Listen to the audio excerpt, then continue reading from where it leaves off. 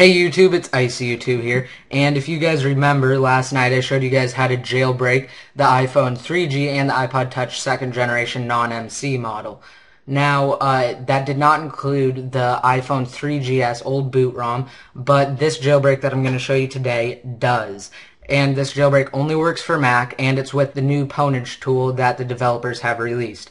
So, just a quick rundown on Pwnagetool. You need to be already jailbroken, so you have to be jailbroken on 3.1.2, not 3.1.3, and you cannot be jailbroken with Spirit. And this goes for every single device that you're going to use Pwnagetool for. And the only devices that Pwnagetool works for are the iPhone 3GS old boot ROM, iPod Touch 2nd generation non-MC model, and the iPhone 3G.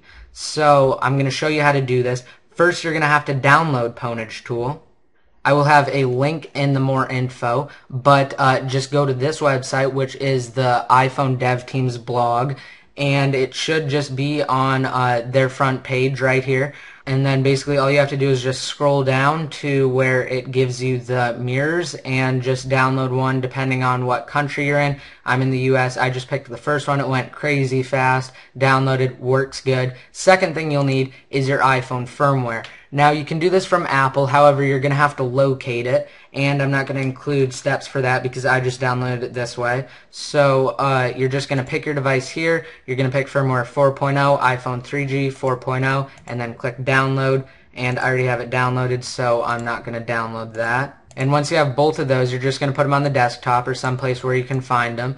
And you're going to just run Pwnagetool, and you can either do this in simple mode or expert mode. Now, simple mode, I'll just show you really quick. You pick your device. Where it says iPhone 3GS, this means iPhone 3G and 3GS, and then just click next. This is for simple mode now. It'll attempt to locate the firmware.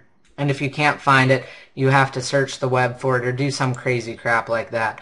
But I'm just going to show you how to do it in expert mode, and I recommend you all do it in expert mode. And you're either going to pick iPhone 3G or 3GS or the iPod Touch 2nd generation, depending on which one you're on. So I'm on the iPhone 3G, just going to click that, click next, and then I'm actually going to browse for it myself. And it's right here on my desktop. I'm going to click open. And now you have some options here. I'm just going to start at the very beginning. So in general, it gives you the option to hacktivate or just normally activate your iPhone without iTunes. Now only do this if you are on an unofficial network such as T-Mobile or some other network like that, and after you do that you'll be able to unlock your device. If you don't know how to unlock your device, click the call out I have up above Pwnagetool here, and you will be taken to my video on how to unlock your iPhone 3G or 3GS firmware 3.0 through 4.0. And I'm just going to disable this because I'm on at&t. Enable baseband update. This lets you update your baseband. So I'm just going to have enable baseband update on because I really don't care. I'm on the latest baseband anyway. And re-enable functionality. This means it re-enables multitasking, home screen wallpaper, and battery percentage if you're on an iPhone 3G or an iPod Touch 2nd generation, which both of those devices were left out of all those features. So I'm just going to enable that.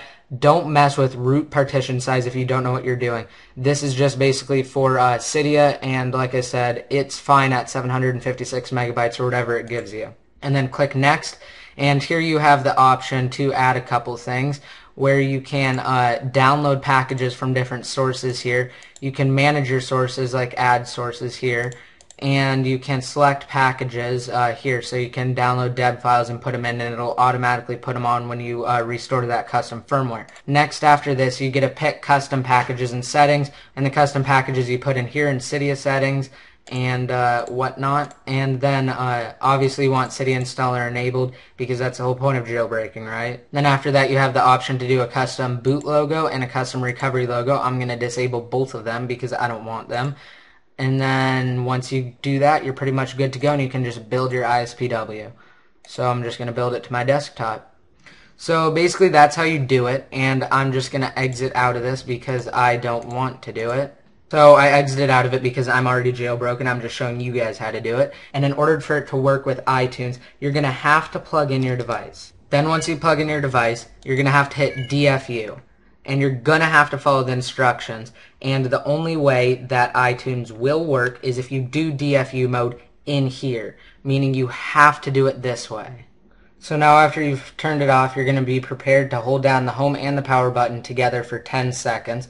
And then when it prompts you, you're going to have to let go of the power button and continue holding the home button. So it says prepare to release and now release. So now hold the home button for 10 seconds.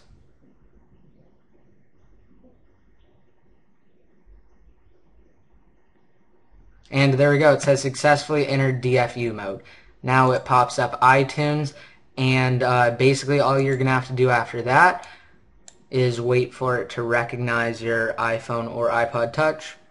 So now iTunes has recognized it, and what you're going to have to do to get your custom firmware is hold down on the Alt key on your keyboard and press restore at the same time with your left mouse button.